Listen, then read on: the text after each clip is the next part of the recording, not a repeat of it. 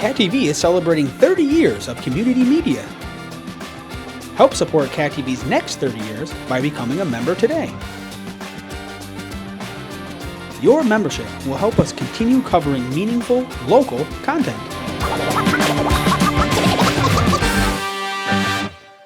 Thank you for supporting your local community media station. Everyone, I'll start by introducing myself. My name is Meryl Bent, and I'm an attorney in Manchester, Vermont, at Wilmington, Campbell, Benton, Stasny, and I have the privilege of representing a number of municipalities in Vermont, including the wonderful town of Bennington. So I've been asked to come and talk to you folks, as in particular the new Cparb group, about what your obligations are to Vermont's open meeting law and Vermont's Public Records Act. If the board members, I'd love to have everybody, the board members, just identify themselves for two reasons. I want to know who you are, but also I have a giant packet of things to give you. So you want us to say our names? Yeah, that would be great. I'm Marsh, husband Matt. Okay. I'm Kelly Carroll. Melanie? Jeff Vickers. Scott, thank you. Scott? Yes. Laura. Will is sitting here. Will is sitting here. All right, we'll have him, we'll let him know he's got a packet there when he gets back. So, I'm going to start with the open meeting law, and I'm just going to start with explaining why it's really important that everybody understand what this law is. It's because in Vermont, we put a lot of emphasis on transparency, and our laws are designed in a way to allow citizens to participate in the process, to see how the sausage is made, so to speak, and to interact with people who are representing them, not only to have engagement in decision-making processes, but also to be able to make decisions about who they want to keep in that position and who they don't want to keep in that position. The open meeting law is set forth in a statute, and the other reason why it's important that you understand what is required of you is that a failure to adhere to the open meeting law can carry penalties not only for the municipality, but for the individual who violates it. So it's in your best interest to understand what your obligations are so that you can avoid those penalties. So I'm going to start by going through a PowerPoint presentation, and then I will have time for question and answer, but I figure we'll organize our thoughts a little bit this way. And all the members of the board have a copy of the PowerPoint presentation, so don't feel like you have to write everything down. So the big concept here, and this is the summary, is that all meetings, I've bolded the words that we really need to unpack in this definition, but all meetings of public bodies need to be open to the public unless a specific exception applies. And the specific exceptions are also laid out, and it's not the kind of thing that you can play fast and loose with. You have to be very clear about what exception you think applies before you try to take advantage of that exception. So what does a public meeting mean? Well, first of all, the public has to know about it for there to be an appropriate opportunity for engagement. So what does that require? That requires advance public notice. So there are different notice requirements depending on the type of meeting, but suffice it to say, you've all been given an agenda here today.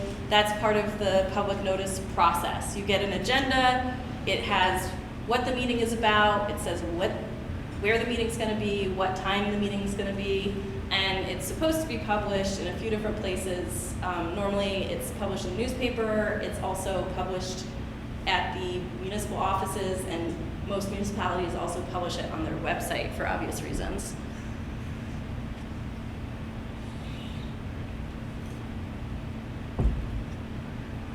Any discussion by a board about the business of that board, or any public body about the business of that public body, has to occur at an open meeting unless an exception applies.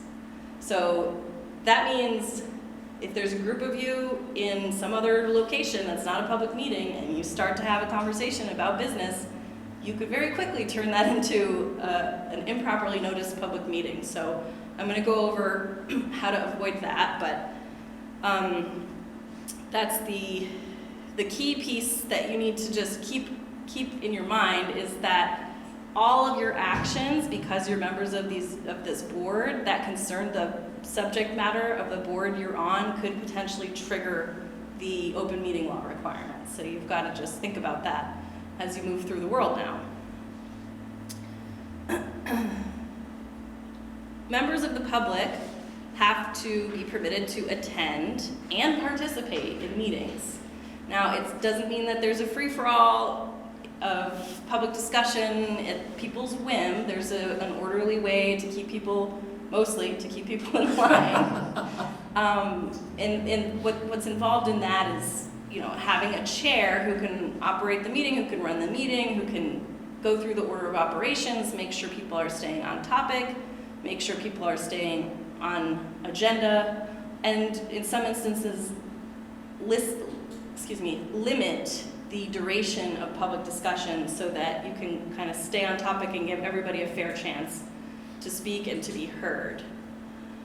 And then the last piece of the public meeting puzzle is that not everybody can make it to every public meeting, and there needs to be a record for people, members of the community, who aren't able to make a particular meeting to be able to go back and get an accurate understanding of what happened at that meeting. So for that reason, boards are required to take minutes of their meetings, and what they normally do is have one person designated. It doesn't have to necessarily be a member, it can be a staff person. But one person should be designated to not only take the meeting minutes, but also to post them wherever the municipality has designated that they should be posted, and to do that in a timely manner. So this is where we start to unpack. Yes, go ahead. Just a quick question. Is there like a legally accepted definition of participation, or is it simply up to whoever is running that meeting at that time? I wouldn't say that there's a legal definition, but municipal boards tend to try to follow Robert's Rules of Order and to have a set of ground rules that is enacted by the board in advance, or if that changes with the given meeting, which can happen if there's a particularly fraught topic with a lot of people who want to be heard, a chair might designate the rules at the beginning, but no, there's not a set requirement for how you allow people to participate in the meetings. A lot of people submit writings to the board and want those to either, sometimes they designate a member of the board or a different person to read that out loud at the meeting if they can't be there. But I think for the most part, people comment during meetings, either during the public comment section of a meeting if it's a general comment, or after each, once each agenda item is open, people are given time. Often it's limited to, 2 to 3 minutes to say what they want to say and get that out there. Good question.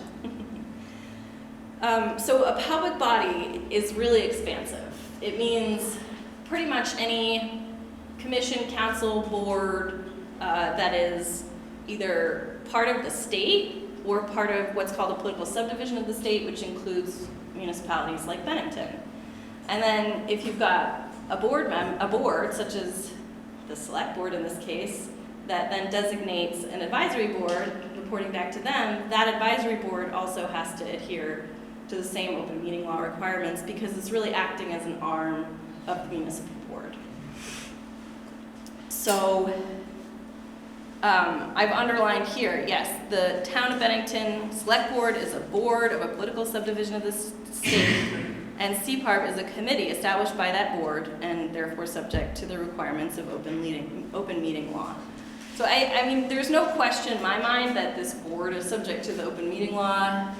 We can get into questions if you have any about what the limitations of this particular definition are, but suffice it to say, it's quite expansive, and anytime people are making decisions on behalf of a municipality or on behalf of a municipal body, you're probably in open meeting law land, unless you're subject to special treatment like the police department would be. I have a question. Mhm. So the select board meetings, sometimes there's a few of us at that. Is that, I have a whole section on that. you know? It's a really, really good question, though. You're asking exactly the right questions. And I can go over this topic with you guys. It doesn't mean that it's going to answer every question you have, and you have to remember that if there's a serious doubt in your mind, you should ask those questions, because better safe than sorry on these kinds of issues. So getting into that, a meeting is defined as a gathering of the quorum of the members of a public body for the purpose of discussing the business of the public body or for the purpose of taking action.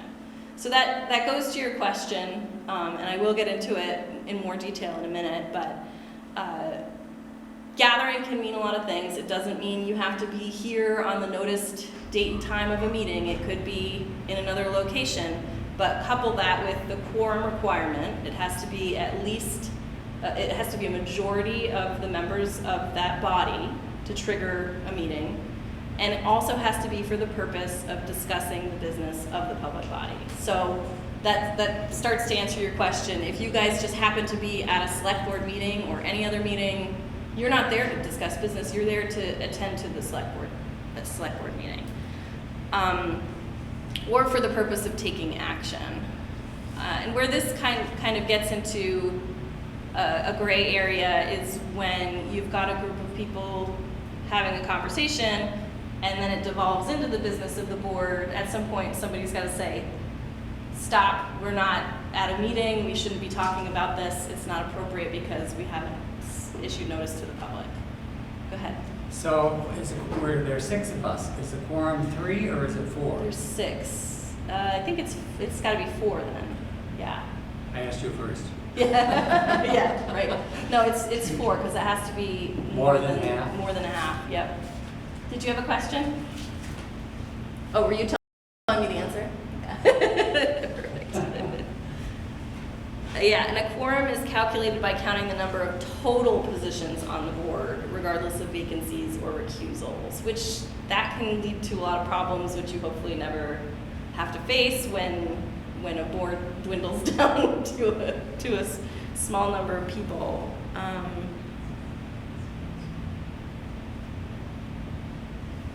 And I mean, business, the definition of business is fairly obvious. It's the public body's governmental functions, including any matter over which the public body has supervision, control, jurisdiction, or advisory power. So in the case of the Cparb, you're going to want to familiarize yourself with the resolution through which the select board created the advisory review board, because that defines what the activities of that board will be. And I can go over them, but I think that you should all read that document thoroughly. I'm sure you have already, but if you haven't, I would pay special attention to what the activities of the board are, because it's really important to understand what areas of business you're supposed to be conducting.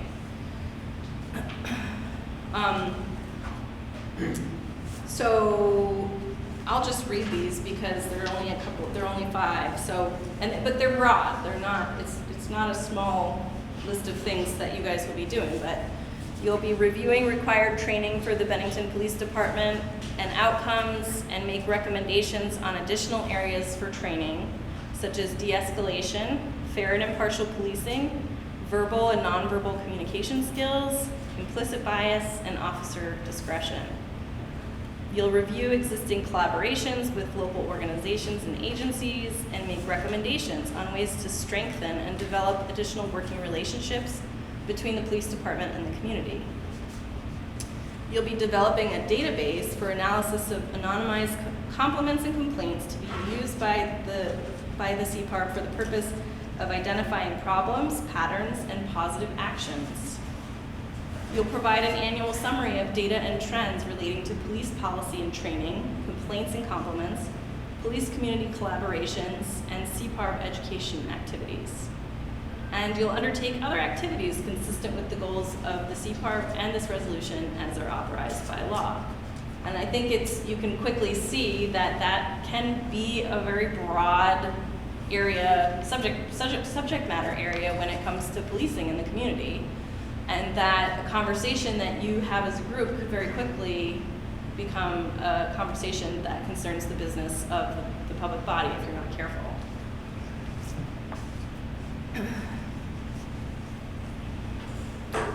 Just as important as what does constitute business is the things that you can be sure do not constitute business. Administrative functions, you don't need to have an open meeting to schedule an open meeting, for example. You can have that conversation about how people's schedules look and when their availability is and making those kinds of administrative decisions. Organizing an agenda, distributing materials to discuss at a meeting, clerical work, basically what you think of as routine and day-to-day, not an open-ended discussion of business or taking some action or making decisions as a board. And then here you go. Occasions when a quorum of a public body attends social gatherings, conventions, training programs, press conferences, media events, etc. Just because you're there as a group doesn't mean that you're conducting business, and a lot of times you really should be there because they're pertinent to your jobs here, and you want to be informed in other aspects of municipal governance. Meetings of a different public body. So that was the question that you had about what if you're at a select board meeting. That would not constitute business. And that doesn't mean go have your own meeting in the corner, but you don't have to be concerned about triggering it just by your collective presence at a meeting. You don't have to worry about site inspections, and you don't really have to worry about bilateral collective bargaining negotiations.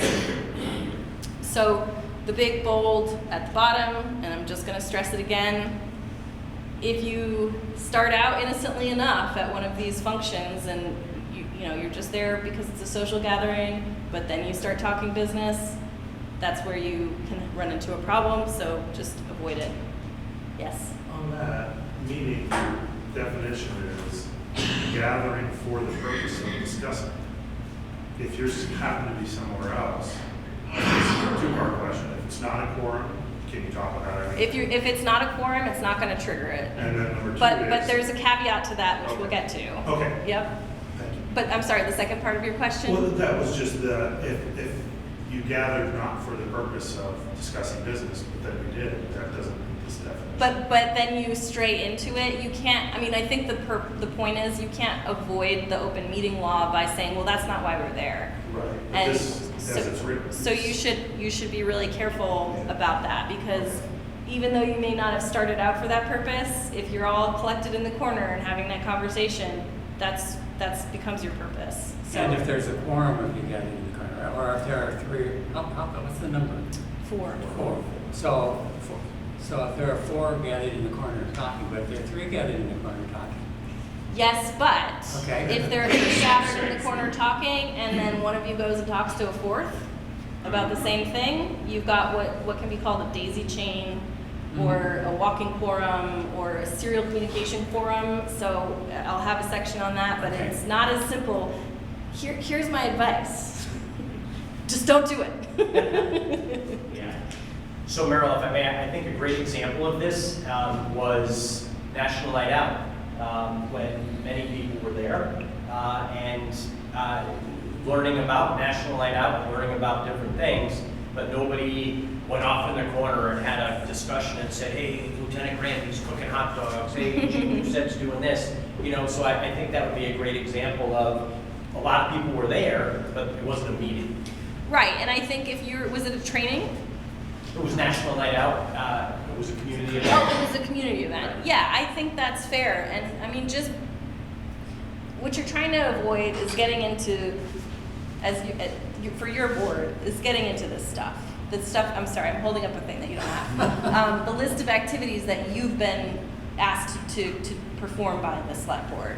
And if you start to get that feeling in the back of your mind, like, I think maybe this isn't a good idea, just stop. Just stop, because you can have another meeting, you can have that conversation later. And it's just not, it's not worth questioning yourself, and it's not worth it when you get the email from so-and-so who observed something happening, who now wants to follow up on it and ask you all sorts of questions about what were you talking about. So it's just something to always keep in the back of your mind and just err on the side of caution. Can we do things like schedule meetings and organize agendas by email? Yes. Yes, you can. Gosh, that would be sad, wouldn't it? If you had to, if you had to play telephone to schedule a meeting, yeah, that would be tough. But these are all really good questions, and these are the questions you should be asking. Test it a little bit, but I think you'll hear the common refrain from me being, just don't play with fire if you don't have to. Okay, so must all members be physically present for meetings? And of course, as you can probably imagine, this has become a much more difficult topic in the last few years. But at the same time, I think all the work that municipal boards and other state agencies have done to smooth out those operations and the remote procedure has made it actually a nice, given people a nice ability to have a hybrid existence and to actively participate in these boards even when they can't be physically present in the room.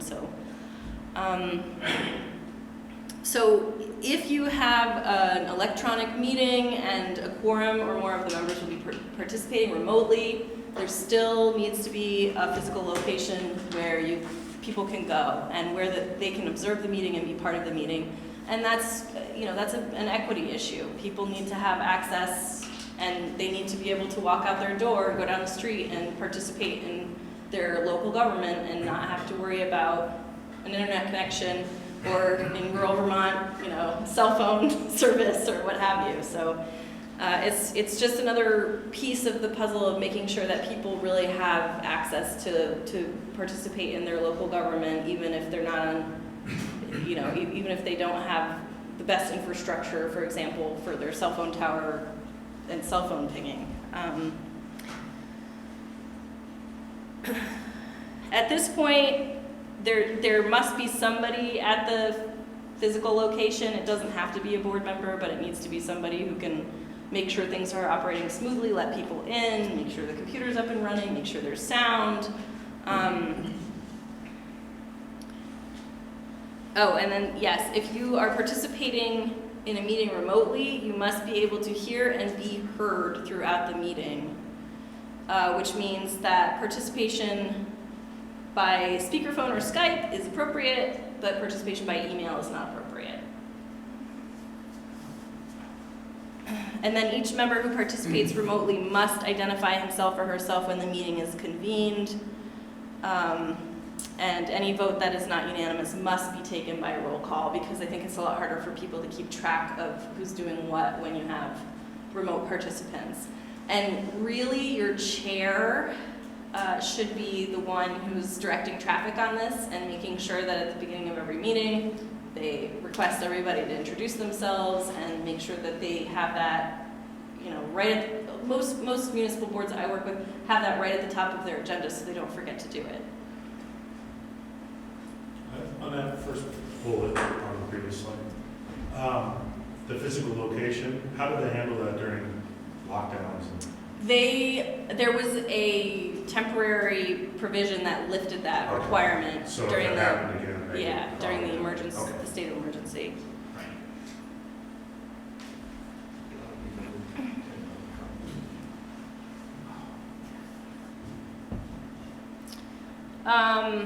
So yeah, this goes back to the question about a group email chain safe for scheduling.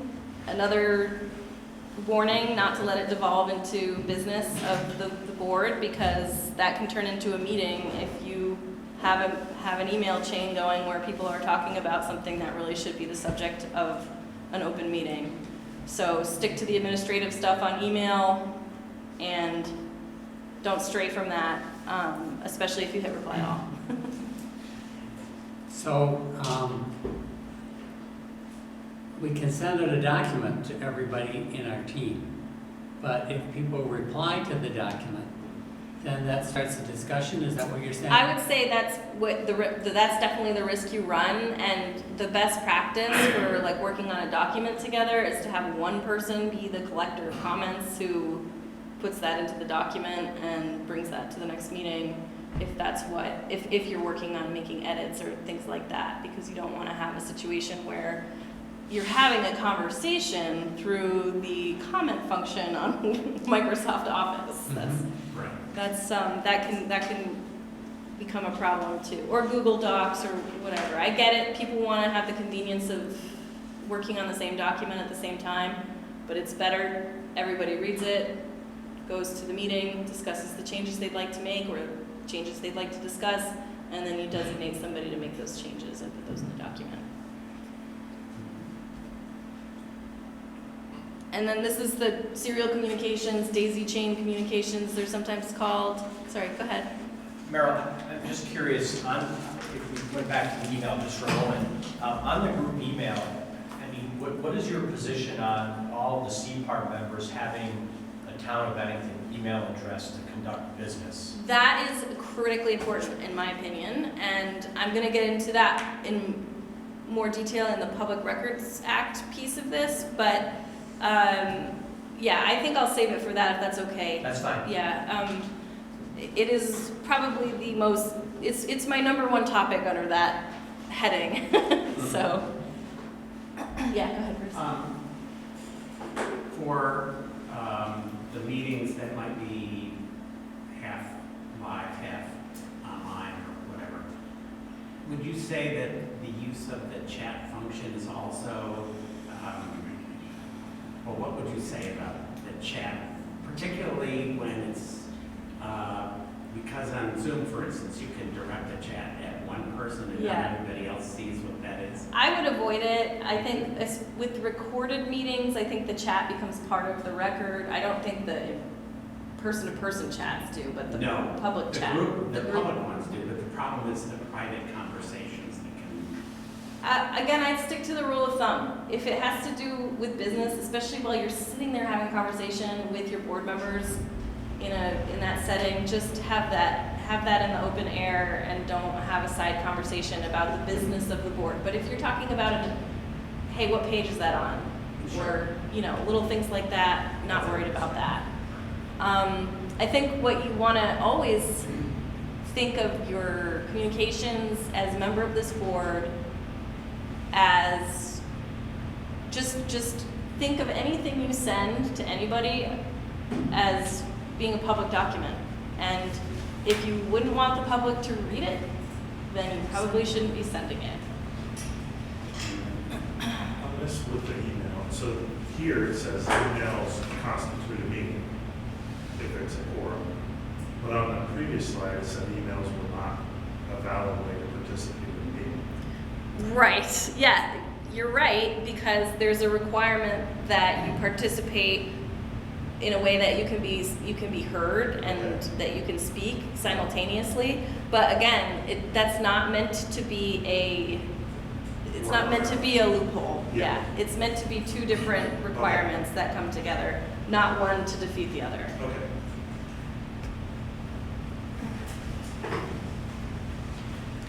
So the serial communications, daisy chain communications, I can tell you that this is recognized in the state of Vermont, and it is definitely a hot topic in litigation. So don't think that, oh, well, it's just one email to one person about the business. No, over time, it snowballs, and if you have enough people in that chain of communication, you can turn it into an open meeting that doesn't meet the open meeting law requirements. Go ahead.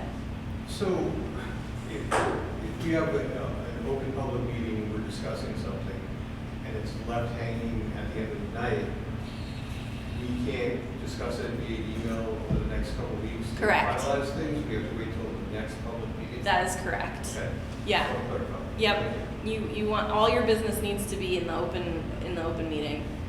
And it's tempting to want to do that because you leave something hanging. Of course, we want to close loops and tie things up and have a determination. But when somebody says, let's table that, or let's continue this discussion, that's what it means. It's got to be a discussion that gets carried forward on the agenda so that people have an opportunity to stay in the conversation. So on this, if I were to email a person and then they forward it on to somebody else and they talk back and forth and I have no idea they did that, and then the third person emails it on and talks to the fourth person. Yeah. First two people have no idea that happened. That, even though not everyone's aware of the conversation. You got it. Okay. And that's the problem. That's why you just don't do it. Okay. Yeah. That's why you just don't do it. So social media is always a fun topic, and it's always it can create real headaches for people, for individuals, for the boards they're on, and for the municipalities that they are serving. So I would say if you are participating in Facebook groups, and Front Porch Forum is a huge one in some towns too. Just don't get in there and talk about board business. Just stay out of it. You are no longer having that conversation as just a civilian community member. You're having that conversation as a board member, because even if you have a personal view and that's what you're expressing, you're giving it the stamp of a member of a board. So if you've got a really hot Facebook discussion going about the list of activities that Cparb is supposed to be advising over and reviewing, just stay out of it and keep it in your meeting. Plus, those things tend to devolve into a place where we don't want to be anyway, so.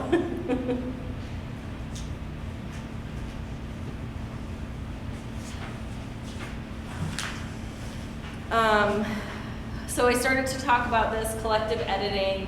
People love Google Docs, but Google Docs could be a problem when, like I said, you're really having a conversation about business through your edits that other people aren't privy to, or at least people who are outside of your Google Doc share world.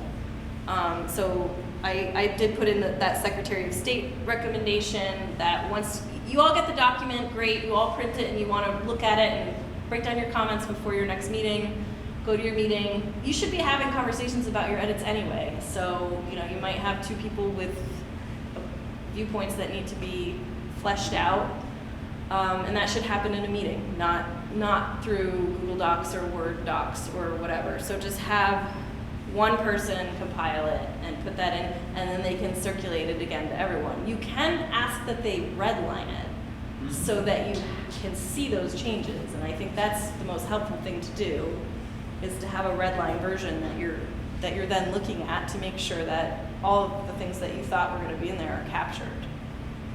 Are you required to provide those to the public, like your markups or anything? Upon request, yes. Yeah, I mean there may be exceptions that we won't get into in great detail, but you'll have help discerning what those exceptions are if that should ever come up. But that would be in the context of a public records request. If somebody said, hey, I'd like to see all the drafts that this board went through on such and such a policy. To the extent that they exist, we turn them over. So that was my question. Normally I'd throw something like that away. What do we do with that? Successive drafts should, in an ideal world, be saved as successive drafts somewhere. You are not each individually responsible for keeping them in your Gmail account forever, or whatever it is you're saving them in your Google Docs drive, but make sure that somebody has that record and that it can be turned over upon request. Yes. Just as an example, all of those draft police policies for the police that the select board worked on, those drafts, redline versions of those drafts were all made part of the board packet that was available to anybody in the public. So they would have them at the same time. The board discussed them. And then I kept all the comments. Perfect. Yeah, that's great, where you can have some sort of, ideally your board would have some sort of drive where you've got an archive of things, so that even if somebody wants something that's 5 years old, 5 years from now, in an ideal world, you'll still have that. I can't tell you how many times I've wanted to look for old meeting minutes for boards and things that are long gone, long not on a, or never on an internet database because they predate that. And it's really valuable to be able to access those and see what was in people's minds at the time that an action was taken.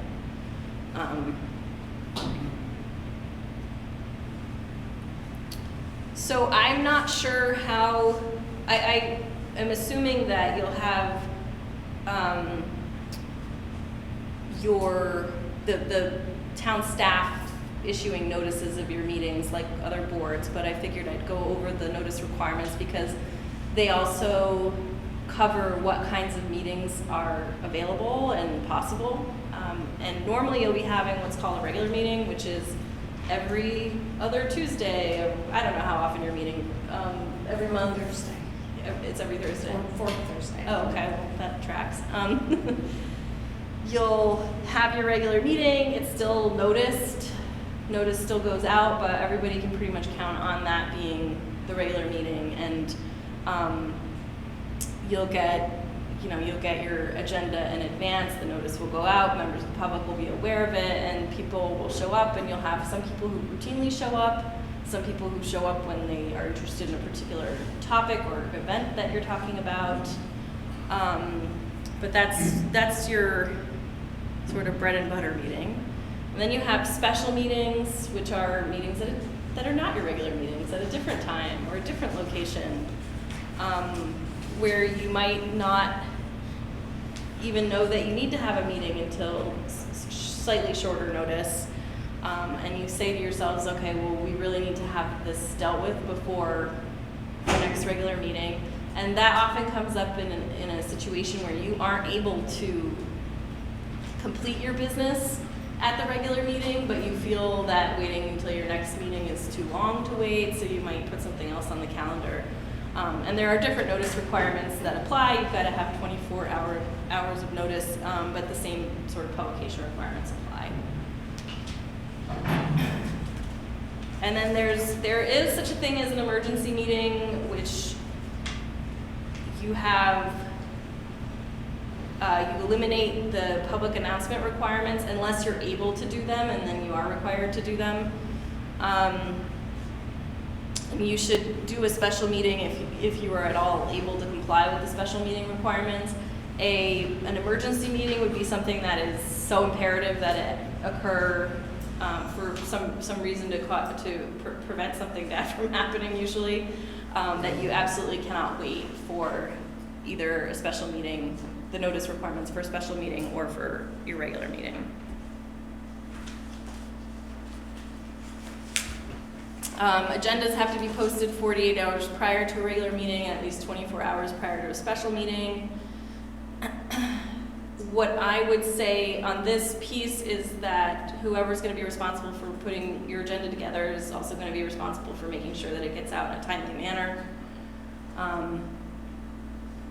And then there's no agenda requirement for emergency meetings, but again, that's something to be avoided as much as possible.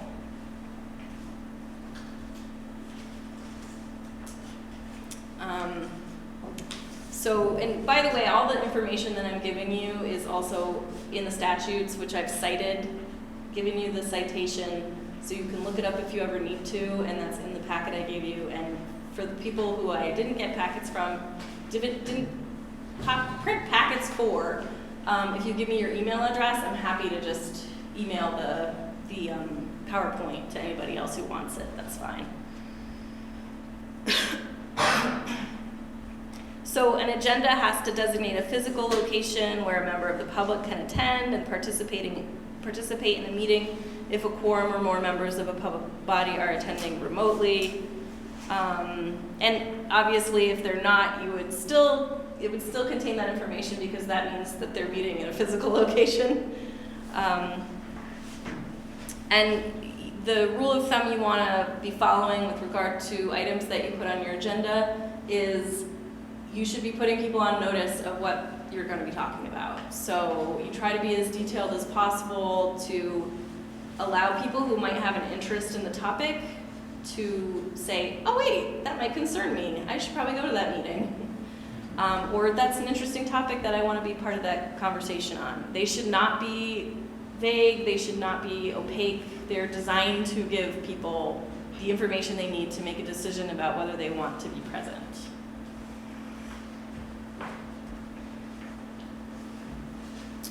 And this is also important, and it's not, I don't think it's intuitive either. If you want to delete, add, or move an agenda item, you need to do that at the top of your meeting.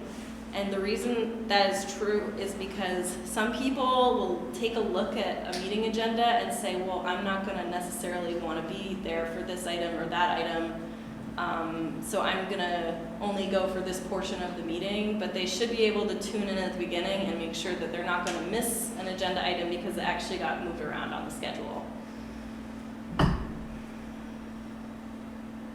And the Secretary of State recommendation is that last minute agenda items, especially those requiring board action, not be added, or be added only in an emergency and not in, otherwise they should just go on for the next meeting. Did somebody have a question? I'm sorry. Sure. So if the person making the presentation for the first agenda item is going to be late, you can change, it's not an emergency, but you can change it. So the emergency thing was adding an agenda item that wasn't on the agenda, but if you're moving an agenda item, you just want to do that at the top of the meeting. But good question, yeah. So this, we're getting into the topic of making sure the public can be informed of what you did after the fact, which is what the purpose of meeting minutes are. People do read them, and they are a record of what actions were taken, who took the action, and the discussion that you had about it. And they're actually really important, again, for the same reason, to be able to come back and look later and say, why did they do that? Or what did they do in that meeting? There's no other, there was no other action on X or Y. What happened at that meeting? It's kind of a wishy-washy statement of what is required to be in meeting minutes. There's a minimum requirement, which is the names of all the members of the public body who are actually present at the meeting, the names of other active participants, and that's important for posterity, but also because in some instances that determines whether they have any rights later on in like an appeal setting, and if whatever decision was made is appealable. If you didn't participate at the board level, you might lose the chance to participate later on. Any motion, proposal, and resolution made and its disposition, meaning how it came out, how it was voted on, and the results of all votes with a record of individual votes if roll call is taken. But the more wishy-washy statement is it must give a true indication of the business of the meeting, covering all topics that arise. I hate to say it, but different people have a different perception of what gives a true indication of the business of the meeting at times. So the best practice here is to have one person who's designated to take those minutes, hopefully somebody who can do it consistently, although we understand, scheduling may dictate otherwise at times, and to sort of have a methodology for what you take down. Make sure you have the minimum, but then really make sure that any other topic that you cover is actually reflected in the meetings.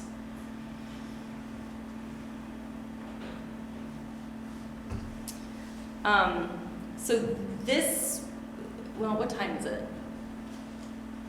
It's 10 of. Are people feeling like they want a break, water, bathroom, anything like that, or you want to just keep forging ahead? Okay. So this is a really important topic, which is when can a public body meet privately? And the reason it's important is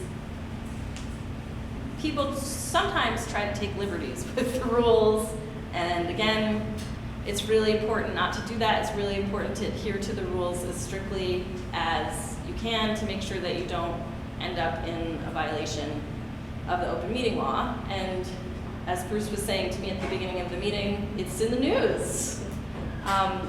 Folks who meet privately as a board when they're not really supposed to be meeting privately by calling it an executive session or a deliberative session, it's a big no-no. You've got to be careful. So deliberative session, I'm just going to be brief on this because it really applies only when a body is acting in a quasi-judicial proceeding, which means parties are presenting evidence and that body is making a decision like a court would make, like a tribunal would make, and it usually involves a written decision required by law, and it usually involves a right to an appeal. I don't think you'll be dealing with quasi-judicial proceedings, but I'll just explain it, just what the difference is so that you understand the distinction between a deliberative session and an executive session, which I'll cover next. So a deliberative session is when a body has taken evidence, heard people on a particular topic that pertains to people's rights, and they're going to be adjudicating those rights based on what they heard. They can meet privately to discuss how they want to write that decision or how that decision should come out, and they can take a vote in that deliberative session. It's the only time that you can one of the only times you can take action in a private setting. But the end result is going to be a written decision that becomes public later on. But the actual internal vote doesn't have to be made in an open meeting. Yes, go ahead. What is the point then of deliberative session? Why wouldn't you be discussing it in an open meeting? Because the board is making a decision as a tribunal. Like, you don't get to sit in the judge's chambers while they're talking with their law clerk and writing up a decision in a court case. It's to allow the board the freedom to talk through what they think the legal issues or the evidentiary issues are without having people hear that. And I think the important thing about having the ability to do that is they do need to speak freely to some extent, and especially in smaller communities like we have here, it's your neighbor you're talking about. And you might want to say something to your fellow board members about the evidence, not about your neighbor, but about the evidence that might not make somebody feel great, or, but I think the more important piece of it is those boards need to wrestle with the evidence, they need to wrestle with the law, they need to figure out how to apply it, and they must be able to have that conversation in an open and frank discussion so that they can get to hopefully the right answer and not feel like they're having this discussion in front of the whole world. The good news is when a quasi-judicial proceeding ends, you go into deliberative session, the end result, like I said, is usually a written decision. So it's not like a secret, it's just you don't get to see how they get from point A to point C.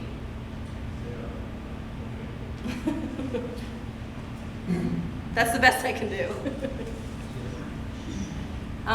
What you're more likely to run into is the question of an executive session, which is when you go into a private session to have a conversation privately that the public does not have a right to hear. And the rule of thumb for executive session is, number one, you should use it sparingly, and you should make sure that you really have a good basis for it before you enter executive session. Number two, once you're in executive session, you need to stay on topic of what the purpose of that executive session was for. You can't just then conduct the rest of your meeting and have conversations about other agenda items that weren't the subject of the motion for moving into executive session. So a motion has to be made in an open session so that people know that's what you're doing. You have to state the reason that you are going into an executive session, and all of that information should be reflected in the minutes of the meeting. There's a preference for naming the exact statutory site for which executive session basis you're relying on. That doesn't always happen. As long as you're articulating one that exists, you should be okay. If you have the section, great.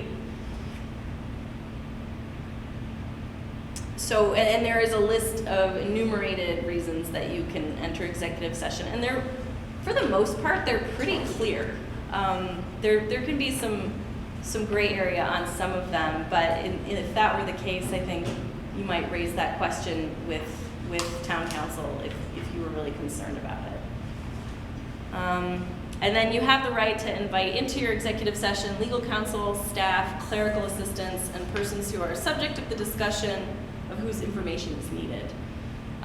Most often, people might have somebody come in who's gonna give them the information they need to make a decision in the executive session, and then legal counsel, oftentimes an executive session is called because it has something to do with a legal issue, and the board is seeking legal advice. And that needs to be done in private as well.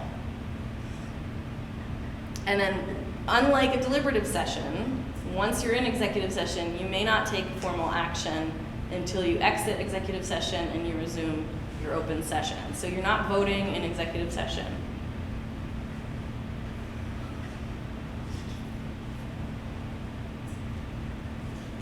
Oops. Oh, and there is one exception which I don't think you'll run into. You can take action in an executive session relating to securing a real estate purchase option. If that ever comes up, I'll be interested to know. So there are two categories of executive session bases. And one set of categories requires a finding that premature general public knowledge would clearly place the public body or a person involved at a substantial disadvantage. You have to actually make that finding before you can enter executive session on one of these bases. So it involves discussion and negotiation of contracts, labor relation agreements with employees, arbitration or mediation, which I actually sometimes that does come up, comes up more broadly. Grievances other than tax grievances, pending or probable litigation or prosecution to which the public body is or may be a party. So that doesn't mean you can just talk about any legal action out there. You have to actually be involved in it. And usually it comes up with either the town being threatened with litigation, or the body being threatened with litigation, or there actually being active litigation to which they're a party. And then confidential attorney-client communications made for the purpose of providing professional legal services. So that would come up in the context of you've got a couple of people at war in front of your board about, hey, you can't do that because that's not legal, and other people saying, yes, it is, and you think it's fine, but you're not quite sure. That's when you can bring somebody in to give you legal advice on that and make sure that you're doing the right thing and going in the right direction, and that can be done in executive session.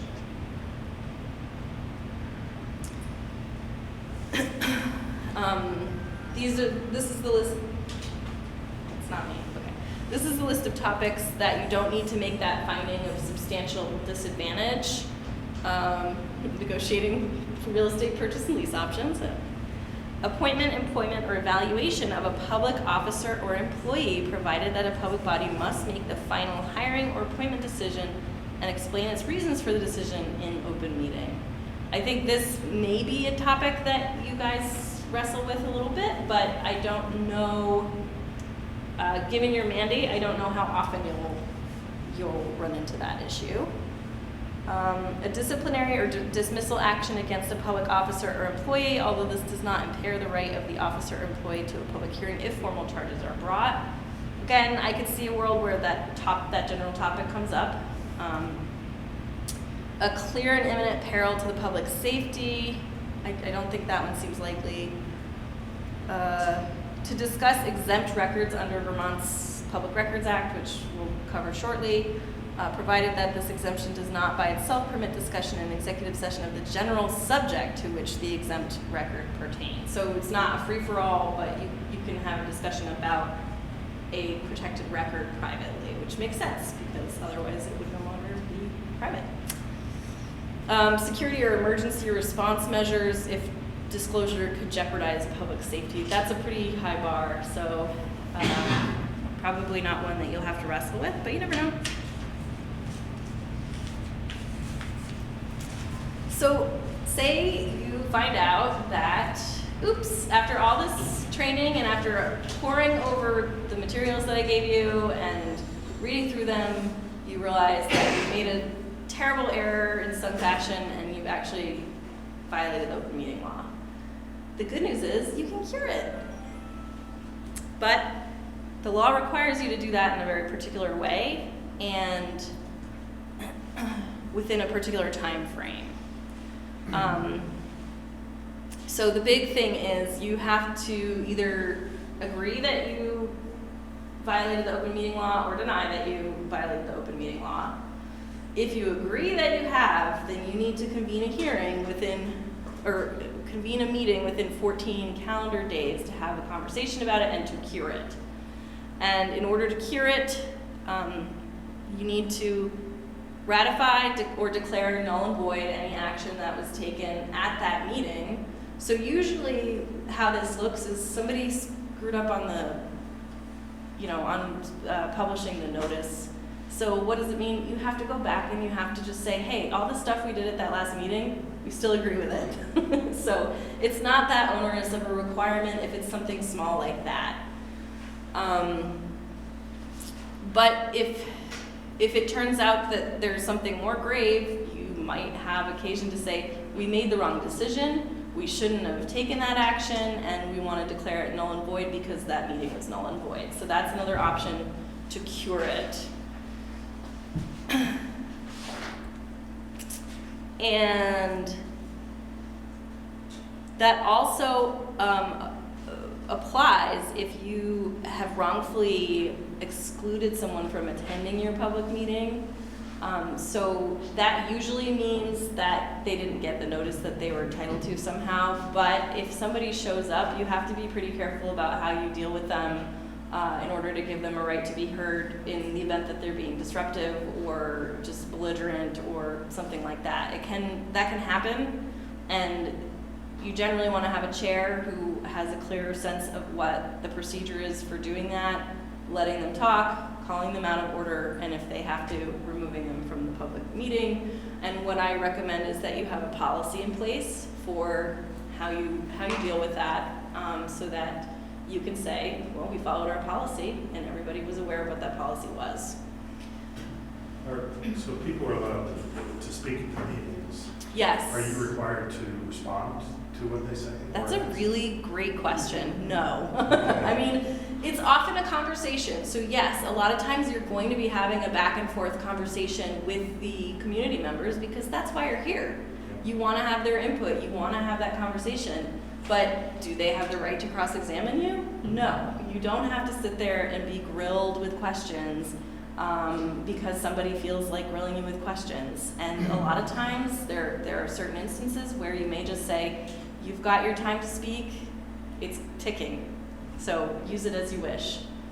But for the most part, you are interfacing with members of the public who really care, who want to be there, and who want to have a good conversation with you. And I think that's the attitude that I encourage people to always come into it with, because it's not supposed to be a battle. It's supposed to be a conversation that involves members of the public. So,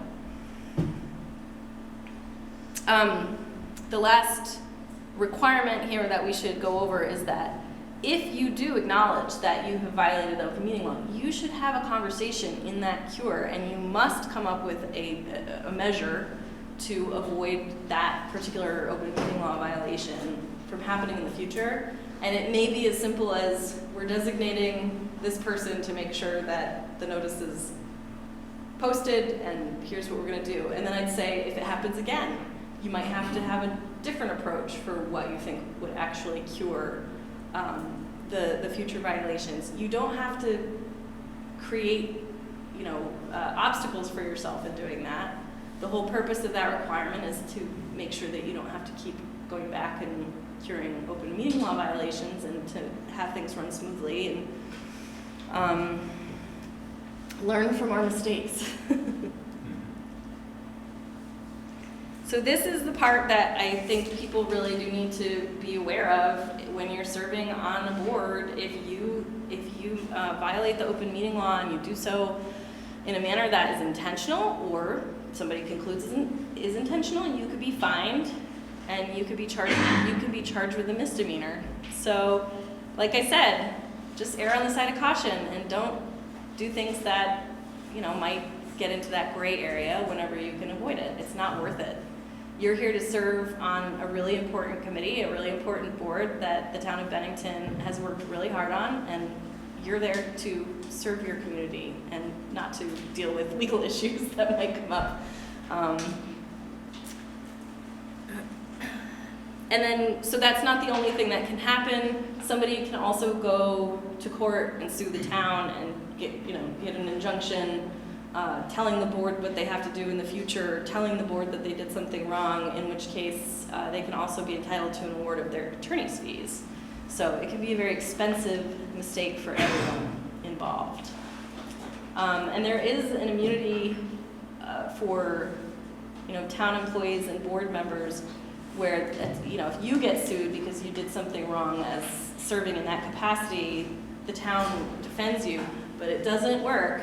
It doesn't apply if you have done something outside of the scope of what your job was, or if you did it intentionally or willfully. There are limitations to that provision. So you just want to, you take care of you and make sure that you're not in danger of violating this, this law. Okay, questions? So in the process of developing the police policies and in this whole process that we're involved in, the select board had a group of 3 select board members who were a committee that worked on all this. Mm-hmm. And I'm wondering how all this, like in editing the policy proposals and all this, how does their conversations, those weren't public meetings. And likewise, when we had the task force that was trying to create the proposal to the select board for Cparb, we had a number of committees that met, and Were they not? Weren't they noticed meetings? were the committee publicly noticed meetings? No. Oh, there may be. They were the subcommittees. Oh, I Not see. the quorum. Yeah. Oh, got it. Yep. So that makes sense. So it was. I'm sure they were intentionally sized so that they could have a productive conversation to bring back to the board. Right. But the ultimate decision-making and the ultimate discussion has to go back to the full board to have that decision, to have that hashed out. And the important thing to remember is, number one, the quorum requirement, but number two, they're there to discuss business with less than a quorum, but they could never take action. Other questions?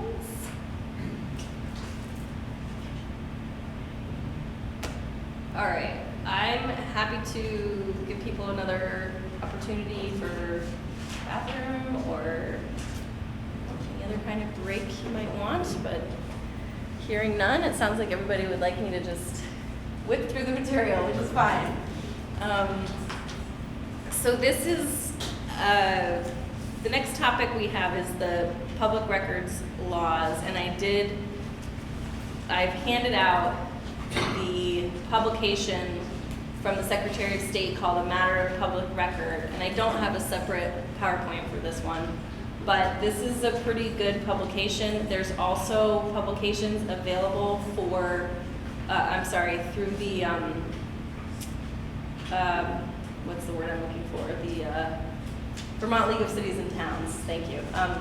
So there is a lot of information available on public records laws because, again, it's a really important function of government to answer to people and give them information that they want, and it's the whole transparency thing where, you want to be able to request information from the government and to know what to expect in terms of a response, and people need to be able to know how to do that. And how this concerns you is primarily because you are now the government. So you're subject to public records requests in the sense that your communications as a board member on topics that concern your capacity as a board member and the business of the board are subject to disclosure to anybody who wants them.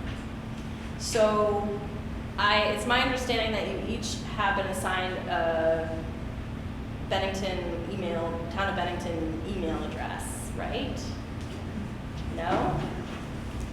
It has not happened yet. Okay, you will. It is my understanding that you will be assigned a Town of Bennington email address. That is the email address that you should use for all your business. And I'll tell you that people don't always adhere to that.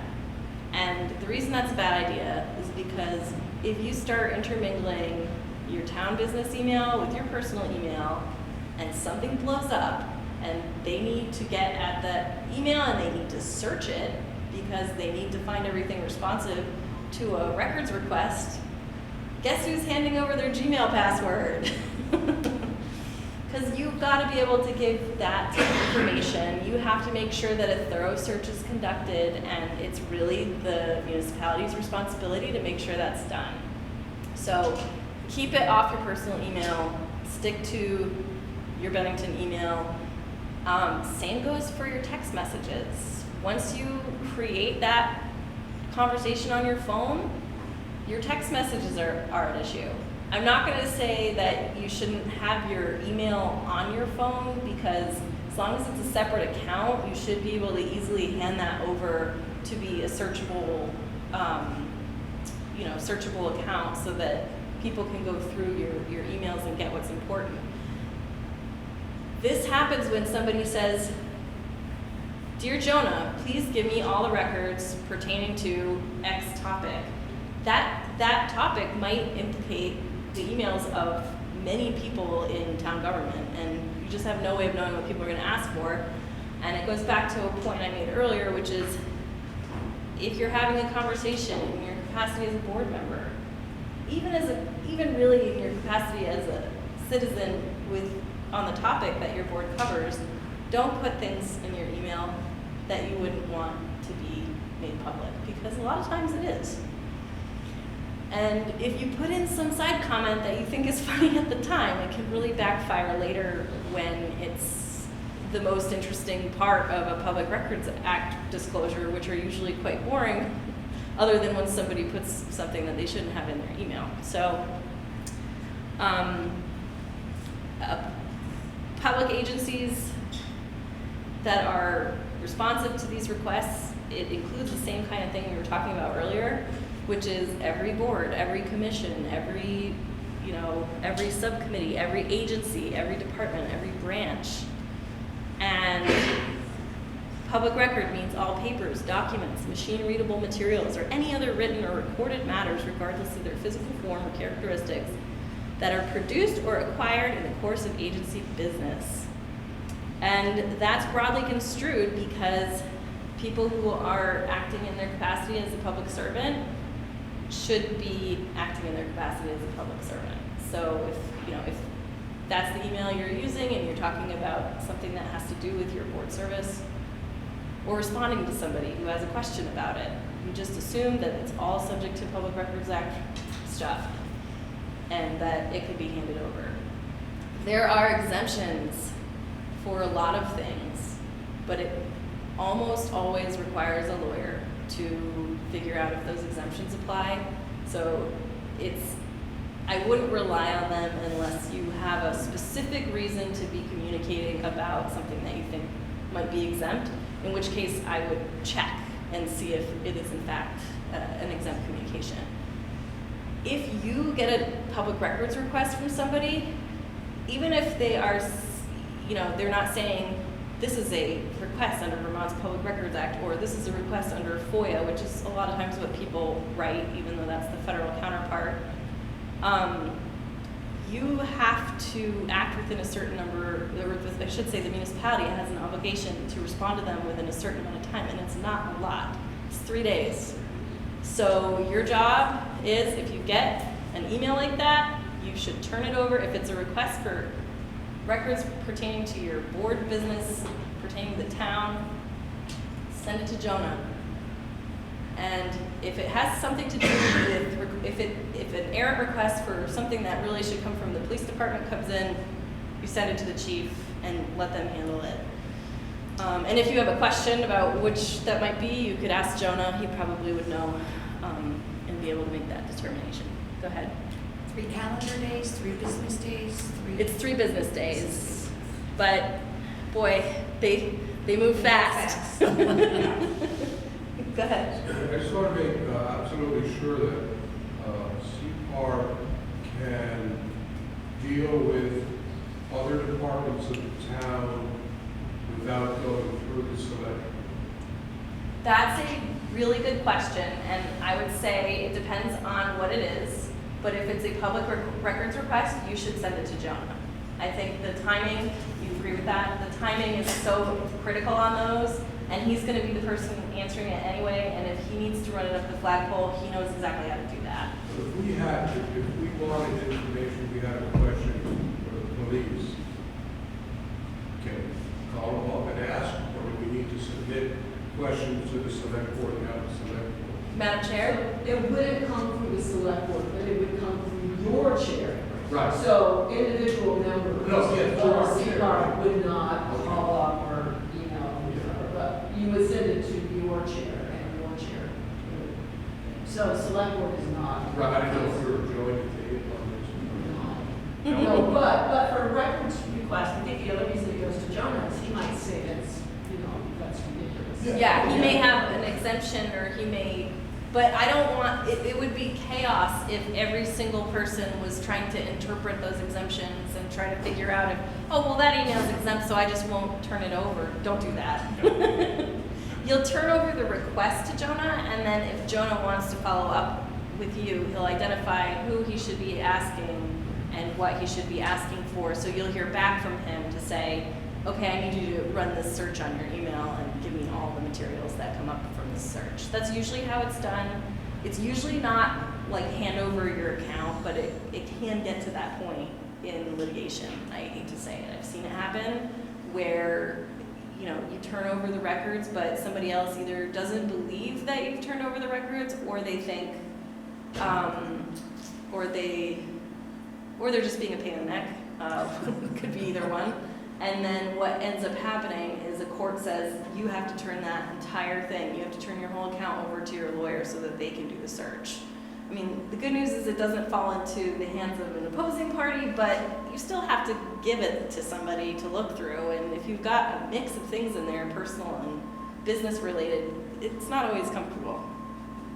So, all right.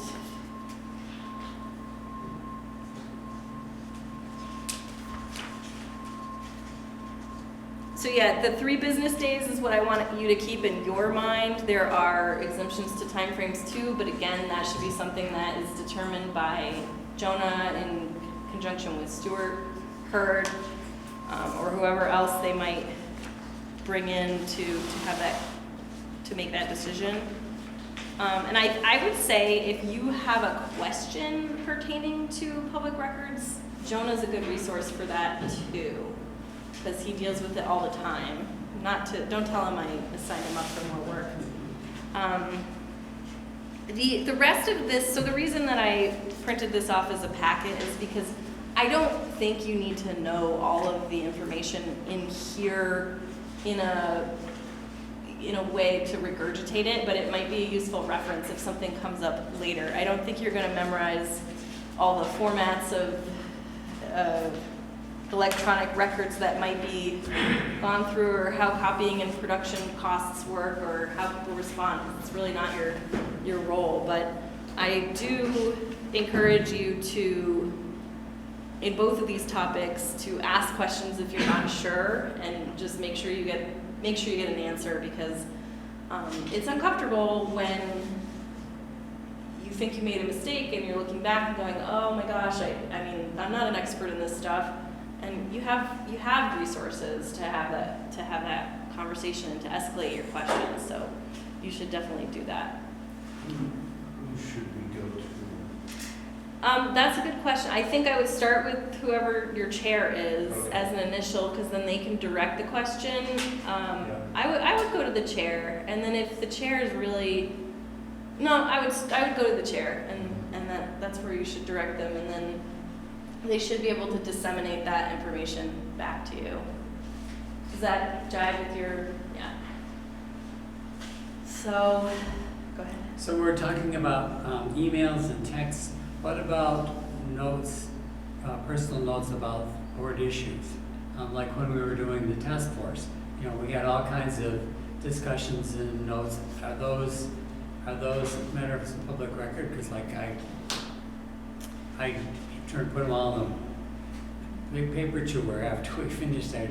You can continue to do that. I mean, if you're just having your own personal notes for your own information, you don't have to retain those for a public records response. But if they become part of the public record because you sent them to your board or something like that, Then they become an email or a handout. Well, But a handout would be, wouldn't it? Yeah. Yeah, I mean, I would, on that one, it's a good question, and I know it's come up before, but I would say it's produced for your own personal benefit. It's not really produced as part of your board's business, if that makes sense. It's not a record that your board needs to do what it's doing, to carry out its functions. Did I miss anything?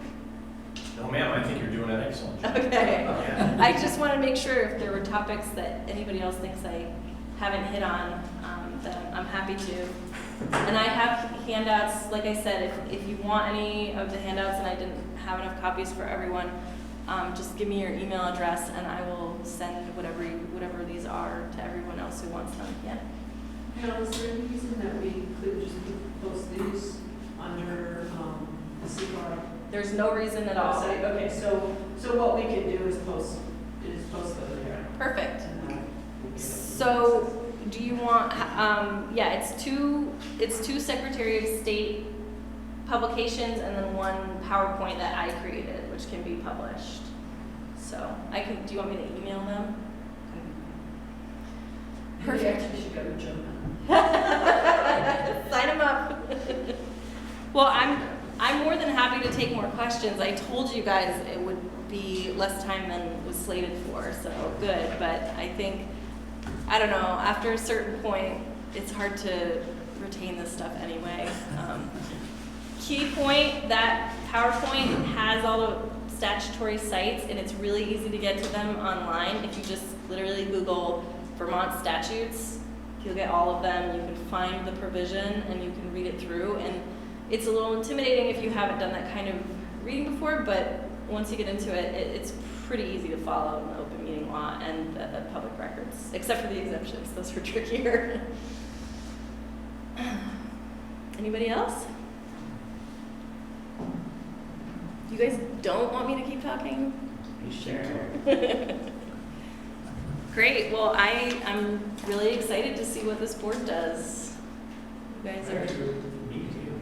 Yeah, it's great.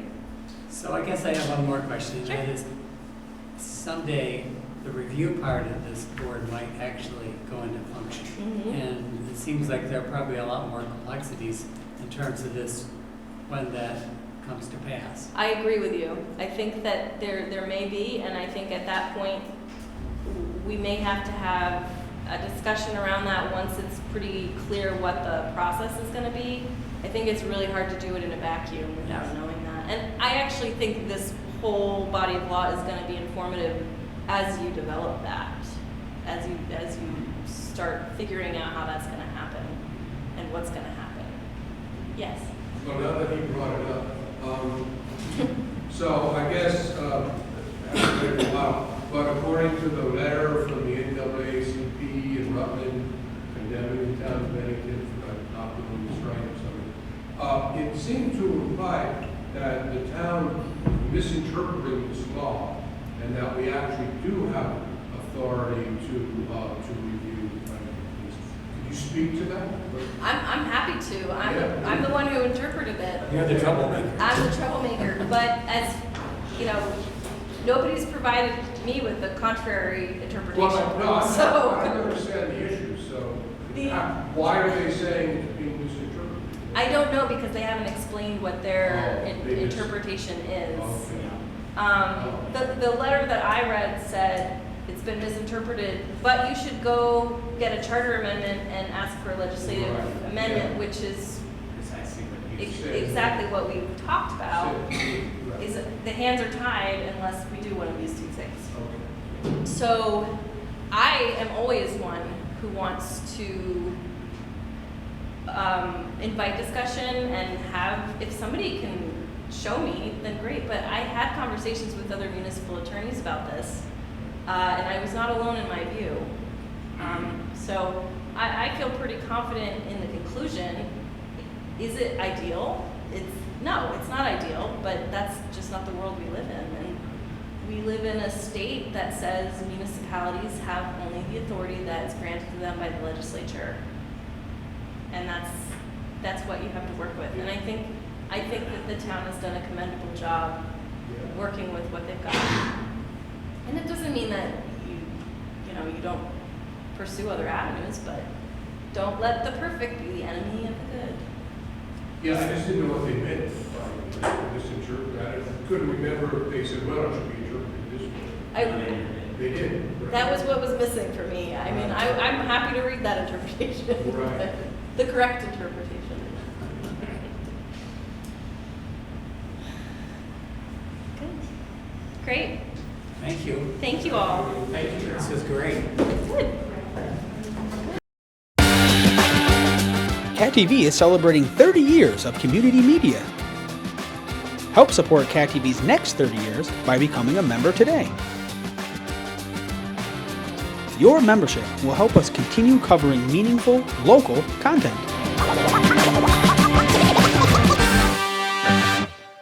Thank you for supporting your local community media station.